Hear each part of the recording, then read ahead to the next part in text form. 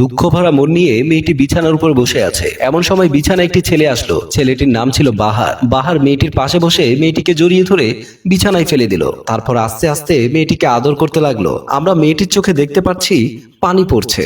আসলে মেয়েটির চোখে সুখের পানি নাকি দুঃখের পানি, এই নিয়ে আমাদের ভাবনা। আমরা দরজার বাইরে যাকে দেখতে পাচ্ছি, একটি গর্ভবতী মহিলা কান্না করছে। গর্ভবতী মহিলাটা দরজার বাইরে কেন কান্না করছে? কি হয়েছে এখানে? কেনই বা কান্না করে যাচ্ছে? চলুন আমরা আসল ঘটনা শুনি। আমরা এতক্ষণ যে মেয়েটিকে দেখতে পেলাম, সে মেয়েটির নাম মাহি। স্কুলে যাওয়ার জন্য রেডি হচ্ছিল মাহি। মাহি ছিল একজন সাদাসিধা মেয়ে। ঝগড়া বিবাদ মাহি কখনোই পছন্দ করতো না। মাহির মা বাবা কেউ বেঁচে নেই। মাহিকে ছোট রেখে তার বাবা মা মারা গিয়েছে। ছোট থেকে মাহি অনেক কষ্ট করে বড় হয়েছে।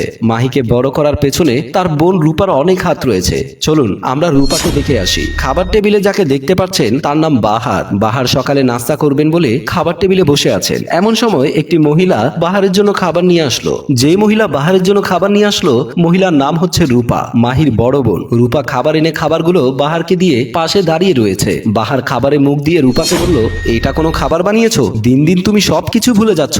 এটা কিন্তু তোমার জন্য একদমই ঠিক হচ্ছে না। আমার সাথে সংসার করতে হলে সবকিছু ঠিকঠাক রাখতে হবে। ভোলা মনের মানুষ আমার একদমই পছন্দ হয় না। রূপা কোনো কথা বলছিল না, চুপচাপ দাঁড়িয়ে রয়েছে। রূপা ভালো করে জানতো, এখানে যদি রূপা কথা বলতো তাহলে রূপার মার খেতে হতো। মার খাওয়ার ভয়ে রূপা কোনো প্রতিবাদ না করে চুপচাপ সেখান থেকে চলে আসলো। রূপা সেখান থেকে এসে বিছানার উপর বসে কান্না করতে শুরু করলো। রূপা কান্না করতে করতে একটি মোবাইল হাতে নিয়ে তার বোন মাহিকে ফোন করলো। মাহি তখন স্কুলে যাওয়ার জন্য সিঁড়ি বেয়ে নামছিল। তারপর মাহি ফোনটি হাতে নিয়ে দেখতে পেল তার বড় বোন রূপা ফোন করেছে। মাহি ফোন রিসিভ করে বলল, হ্যাঁ বুবু, কেমন আছো তুমি? রূপা বলল, আমি একদমই ভালো নেই, আমার কাছে তুই কিছুদিনের জন্য চলে আয়। মাহি বলল, কি বলছো আপু, কি হয়েছে তোমার? রূপা বলল, এখন আমার সবকিছুতেই দোষ হয়। রান্না করতে গেলে রান্না ভালো হয় না, বাড়ির কাজ করতে গেলে কাজ নাকি নষ্ট হয়ে যায়। যেদিন থেকে আমি এই সন্তান নিয়েছি সেদিন থেকে তোর দুলাভাই আমার সাথে খারাপ আচরণ করছে। মাহি বলল, আমি বুঝতে পেরেছি, এই সন্তানের জন্যই দুলাভাই পাগল হয়ে গেছে। ঠিক আছে আপু, তুমি ভেবো না, আমি স্কুলে যাচ্ছিলাম, স্কুল থেকে ফেরার সময় আমি তোমার বাড়িতে চলে আসবো। এই কথা বলে মাহি ফোন কেটে দিল। বাহার গিয়ে রূপাকে বলল, কার সাথে তুই এতক্ষণ ধরে কথা বলছিলি? রূপা বলল, আমি মাহিকে ফোন করেছিলাম, মাহি যেন তাড়াতাড়ি আমাদের বাড়িতে চলে আসে। মাহির কথা শুনে বাহার কিছুটা খুশি হয়ে গিয়েছে, কারণ বাহার মনে মনে মাহিকে পছন্দ করত।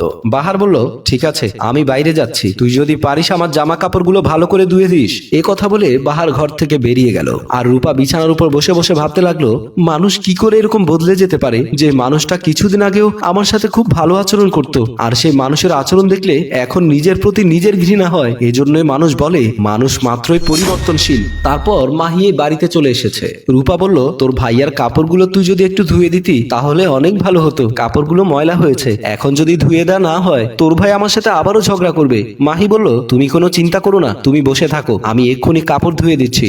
এই কথা বলে মাহি কাপড়গুলো নিয়ে এসে বিছানার উপর রেখে মাহি চেক করতে লাগলো। মাহি খেয়াল করে দেখলো বাহারের শার্টের পকেটে মেয়ে মানুষের একই কানের দুল। মাহি কানের দুলটি হাতে নিয়ে ভালো করে দেখে রূপাকে বলল, আপু, এই কানের দুল কি তোমার? রূপা কানের দুল হাতে নিয়ে বলল, এই কানের দুল তো আমার নয়। মাহি বলল, তাহলে দুলাভাই অবৈধ সম্পর্ক শুরু করে দিয়েছে। এই কথা শোনার পর রূপার চোখের পানি চলে আসলো, কারণ জানতো এতদিন রূপার সাথে খারাপ আচরণ করত, আর এখন রূপা দেখতে পাচ্ছে তার স্বামী বাহার অন্য মেয়েদের সাথে সম্পর্ক শুরু করেছে। এই ভেবে রূপা কান্না করতে শুরু করলো। মাহি দাঁড়িয়ে ভাবতে লাগলো, দুলাভাই শুধুমাত্র শারীরিক সম্পর্কের জন্য আমার বোনের সাথে এরকম আচরণ করতে পারে? রাত হলে বাহার আর রূপা একটি বিছানায় বসে আছে।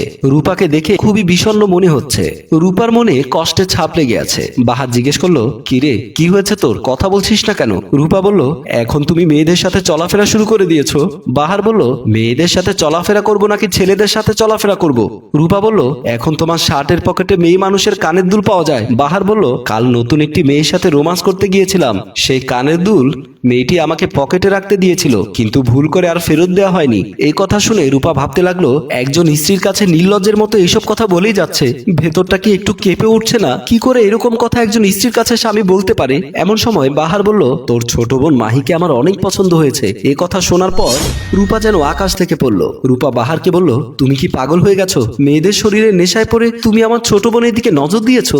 বাহার বলল, আমার তোকে বলার ছিল তোকে বলে দিয়েছি, আর এখন তো শুধু মেয়ে মানুষের সাথে চলাফেরা শুরু করে দিয়েছি। তোর বোন যদি কথা না শোনে তাহলে আমি অন্য মেয়েকে বিয়ে করতে বাধ্য হব। তুই যদি তোর বোনকে আমার কাছে পাঠাতে পারিস তাহলে তোর সংসার বেঁচে যাবে, আর যদি পাঠাতে না পারিস তাহলে অথই সাগরে ভাসতে হবে তোকে। এখন অনেক রাত হয়েছে, আমাকে ঘুমাতে হবে, কালকে আমি নতুন একটি মেয়ের সাথে দেখা করতে যাব। আমি যদি এখন না ঘুমাই তাহলে আমাকে একটু এলোমেলো লাগবে, তাই ঘুমিয়ে নিজেকে একটু স্মার্ট করে তুলতে হবে। এই কথা বলে বাহার বিছানার উপর শুয়ে পড়লো। রূপা বসে বসে ভাবতে লাগলো, আমার স্বামী মেয়েদের নেশায় পড়ে জানোয়ার হয়ে গেছে, এখন জানোয়ারের সাথে আমার সংসার করতে হবে। পরের দিন সকাল হলে রূপা রান্নাঘরে রান্না করছিল।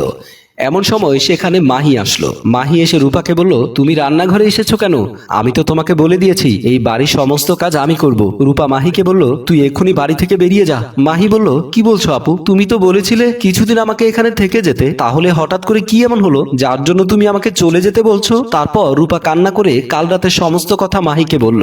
মাহি তখন বিপদে পড়ে গেল। কি করবে মাহি? মাহি যদি তার দুলাভাইয়ের কথা না শুনে তাহলে তার বোনের সংসার ভেঙে যাবে। মাহির চোখে পানি জমে আসলো। মায়ের মতো বড় বোনের সংসার ভেঙে যাবে, এটা মাহি মেনে নিতে পারছে না। তারপর মাহি বলল, তোমার স্বামীকে বলে দিও আমি তোমার স্বামীর প্রস্তাবে রাজি আছি। এই কথা বলে মাহি সেখান থেকে চলে আসলো। রূপা দাঁড়িয়ে দাঁড়িয়ে কান্না করতে লাগলো, কারণ রূপার স্বামীর জন্য মাহিকে তার জীবনটা শেষ করতে হচ্ছে। আপনারা এতক্ষণ যে ঘটনা শুনলেন, মাহির বোনের সংসার বাঁচাতে মাহির ইজ্জত বিলিয়ে দিতে হচ্ছে।